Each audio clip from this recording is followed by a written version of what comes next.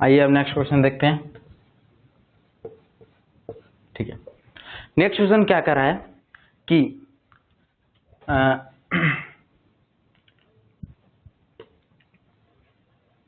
Ram and Shyam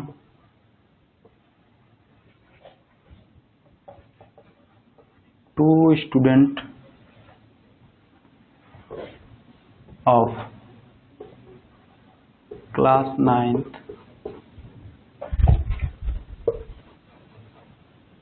has donated 176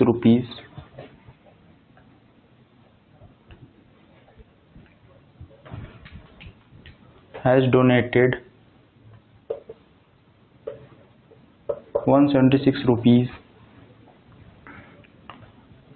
for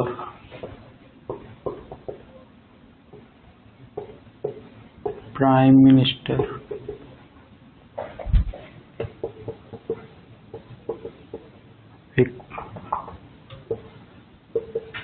Victims Fund. Represent it as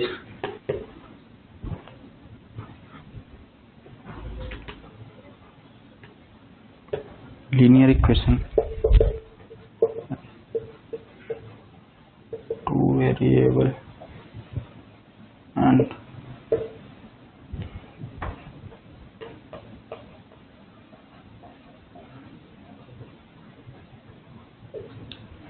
ठीक है। हमारा क्वेश्चन क्या कर रहा है कि Ram and Shyam two student of class 9 has donated 176 rupees, everyone they both had donated 176 rupees for prime minister victims fund, represent it as linear equation in two variables and draw a graph. ठीक है, तो इसका solution देखते हैं क्या होगा। Solution, ठीक है, let Ram has donated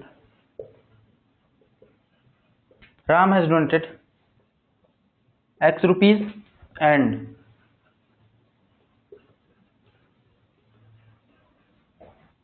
Shyam has donated Y rupees। ठीक है, मानते हैं कि राम ने X रुपीज डोनेट किए और श्याम ने Y रुपीज डोनेट किए। ठीक है, तो दोनों ने मिलकर 176 रुपीज डोनेट किए, तो इसका क्या हो जाएगा X plus Y equal to 176। ठीक है, आपको समझ में आ रहा है कैसे हमने इक्वेशन बनाया। मान लेते हैं कि राम ने X डोनेट किया और श्याम ने Y रुपीज डोनेट किए, दोनों मिलके 176 रुपए डोनेट किए, तो X plus Y equal to 176। ठीक है, अब हमें इसका ग्राफ बनाना है। ठीक है, ग्राफ बनाते हैं।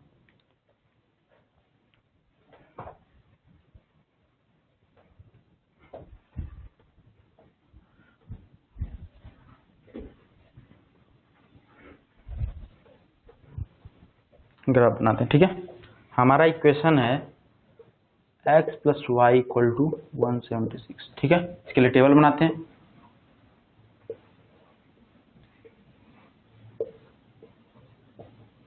एक्स वाई, एक्स के 0 के लिए y 176, y के 0 के लिए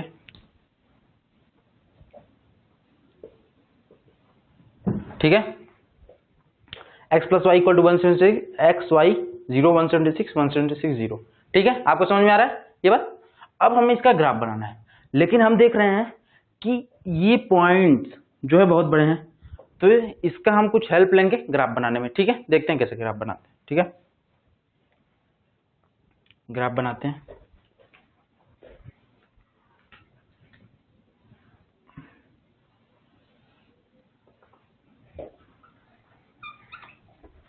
हो गया एक्स एक्सिस वाई एक्स। ठीक है, अब हमारा यूनिट जो है बहुत बड़ा है। ठीक है, यूनिट बहुत बड़ा है, तो इसके लिए हम क्या करते हैं कि यहां पे हम यूनिट को अपना एक्सपेंड करने के लिए यहां पे ऐसा सिंबल बनाते हैं। ठीक है, यहां भी यूनिट बहुत बड़ा है,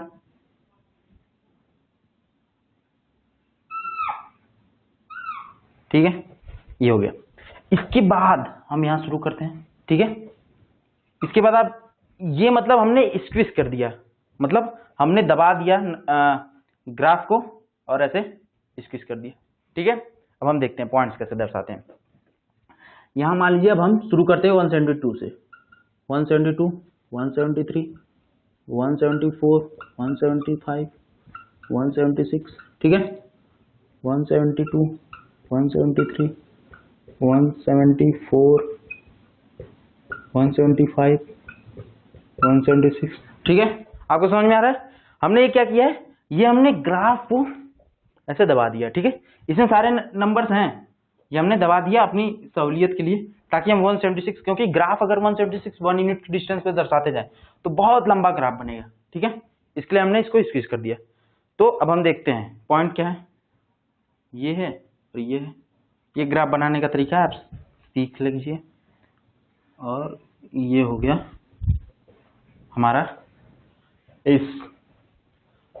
इसका ग्राफ x + y = 176, ठीक है।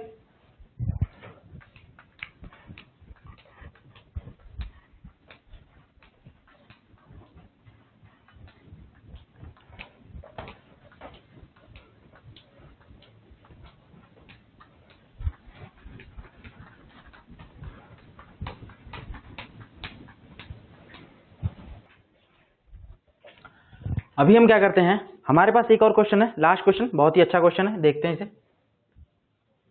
ठीक है। क्वेश्चन में क्या कहता है, इन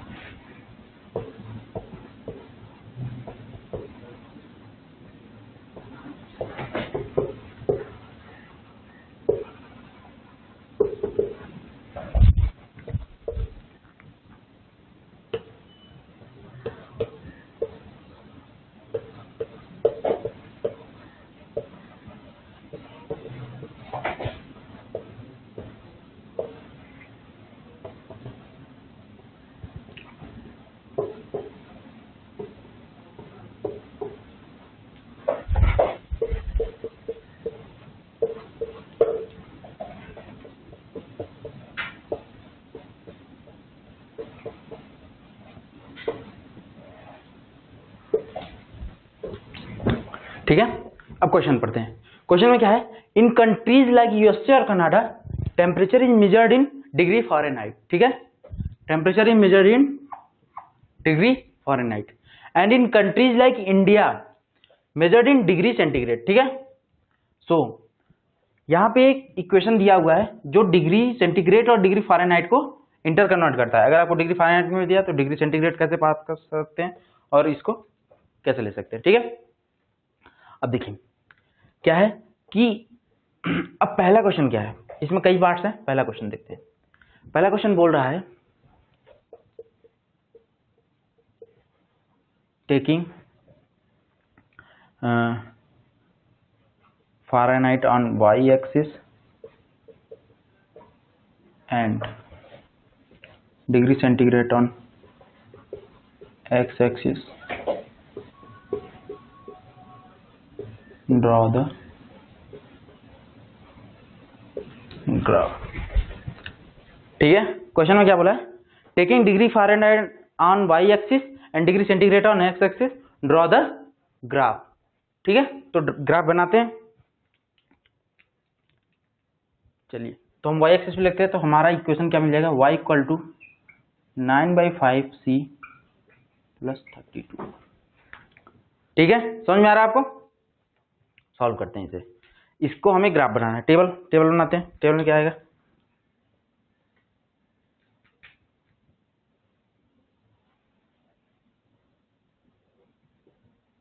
x वाई, ठीक है।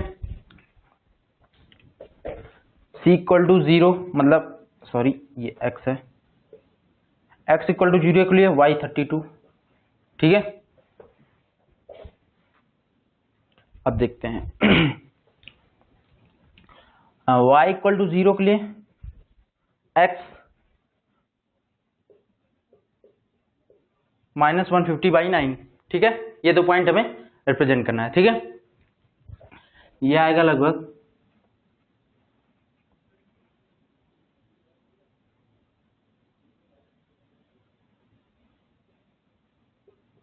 ठीक है, ये पॉइंट है। ऐसे अभी देख लेते हैं, फिर अभी सॉल्व करते हैं इसे, ठीक है। हमें इसका ग्राफ बनाना है, तो ग्राफ बनाते हैं।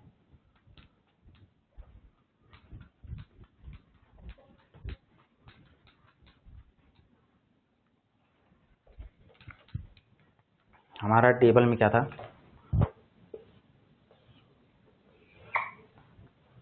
हमारे टेबल में है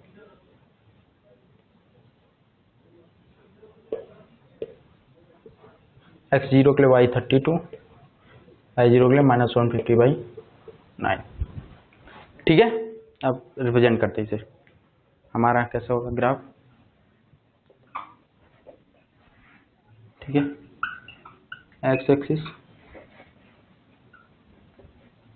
y एक्सिस, ठीक है। x0 के लिए y 32, 0 y 32 समथिंग यहाँ पे, ये नॉट ऑन स्केल, वैसे बनाते हैं अभी, ठीक है। एक पॉइंट ये हो गया। y इक्वल टू 0 के लिए x -150/9,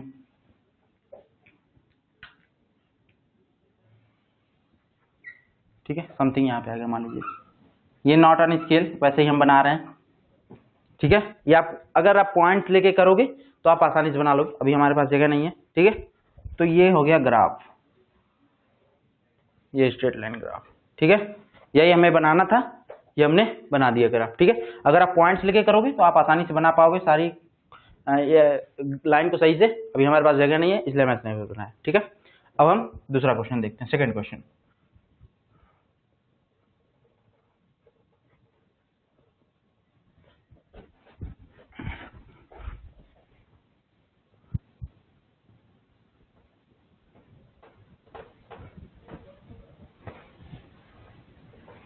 सेकंड क्वेश्चन क्या कर रहा है, सेकंड पार्ट, कि for temperature equal to 30 degree centigrade, ठीक है। Temperature equal to 30 degree centigrade, what is value of temperature in degree Fahrenheit, ठीक है। टेम्परेचर इन डिग्री सेंटीग्रेड दिया हुआ है, डिग्री सेल्सियस, आपको बताना है टेम्परेचर इन डिग्री फ़ारेनहाइट, ठीक है। बताते हैं, degree Fahrenheit equal to, put करते हैं बस, 9/5 सी दिया हुआ है 30 डिग्री प्लस सी, बस पुट करना है, हमें एफ पता चल जाएगा। एफ क्या मिल रहा है, हमें मिल रहा है 86 डिग्री फ़ारेनहाइट, ठीक है। आप इसको सॉल्व करोगे तो आपको कितना मिलेगा, 86 डिग्री फ़ारेनहाइट। इसका आंसर क्या हुआ, 30 degree centigrade 30 degree Celsius temperature के लिए हमें 86 डिग्री फ़ारेनहाइट टेम्परेचर मिलेगा, ठीक है। अब थर्ड क्वेश्चन देखते हैं।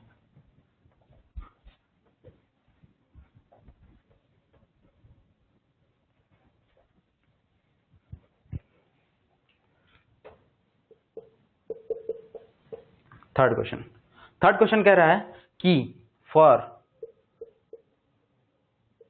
Temperature equal to 95 degree Fahrenheit, what is the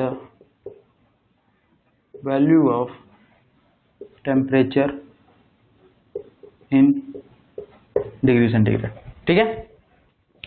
for temperature equal to 95 degree Fahrenheit, what is the value of temperature in degree centigrade, ठीक है। इसको करते हैं, हमें क्या दिया है, 95 डिग्री फ़ारेनहाइट दिया हुआ है, ठीक है। हमें डिग्री फ़ारेनहाइट का वैल्यू 95 दिया हुआ है, equal to 9/5 degree centigrade plus 32, ठीक है। यहाँ से हमें क्या मिलेगा, 32 यहाँ से माइनस होगा, इक्वल टू 9/5 सी, ठीक है।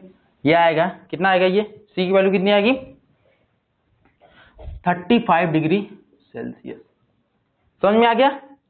बोला कि 95 डिग्री फ़ारेनहाइट के लिए आप डिग्री सेंटीग्रेड में, डिग्री सेल्सियस में आप टेम्परेचर बताओ। ठीक है, समझ में आ गया? ये हो गया थर्ड क्वेश्चन।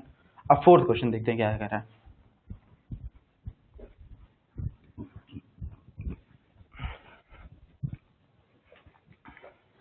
फोर्थ क्वेश्चन कह रहा है कि फॉर 0 डिग्री फ़ारेनहाइट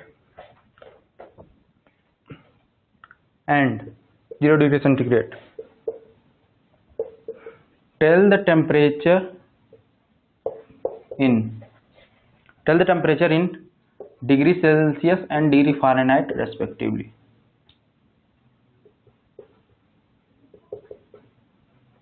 ठीक है, आपसे क्या पूछ रहा है, 0 डिग्री फ़ारेनहाइट के लिए डिग्री सेल्सियस कितना होगा और 0 डिग्री सेंटीग्रेड के लिए डिग्री फ़ारेनहाइट कितना होगा। ठीक है, देखते हैं।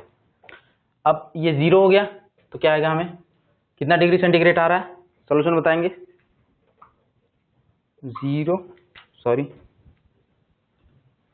0 इक्वल टू 9/5C प्लस 32। ठीक है, ये कितना आ गया -150/9 डिग्री सेल्सियस।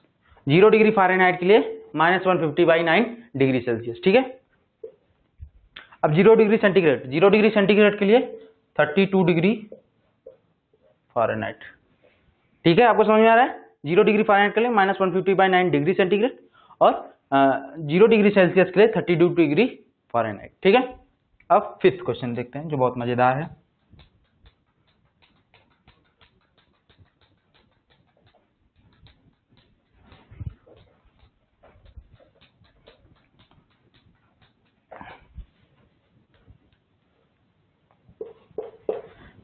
क्वेश्चन कह रहा है कि for what value of temperature, ठीक है, both in degree Fahrenheit and degree Celsius are same. ठीक है, हाँ ठीक है, क्वेश्चन है कि किस वैल्यू ऑफ टेम्परेचर के लिए degree Fahrenheit degree centigrade same होता है। ठीक है, मान लेते हैं कि, ठीक है, let it is same for x. ठीक है, टेम्परेचर एक्स के लिए, वैल्यू ऑफ टेम्परेचर एक्स के लिए ये दोनों सेम है, तो क्या आ जाएगा, x equal to 9/5x plus 32। ठीक है, अब इसको सॉल्व कीजिए, क्या आएगा, -4/5x इक्वल टू 32। यहाँ से x सॉल्व करेंगे, x equal to 32 into 5/4 minus, इसको आप सॉल्व करोगे तो आएगा आपका x इक्वल टू माइनस,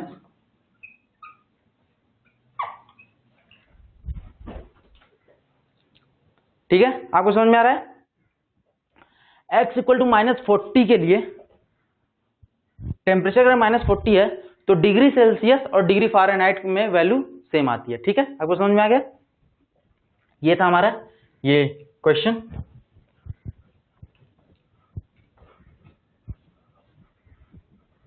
तो हमने अभी graph of linear equation in two variable पूरा समझ लिया, पढ़ लिया, कैसे ग्राफ बनाते हैं, क्या करते हैं।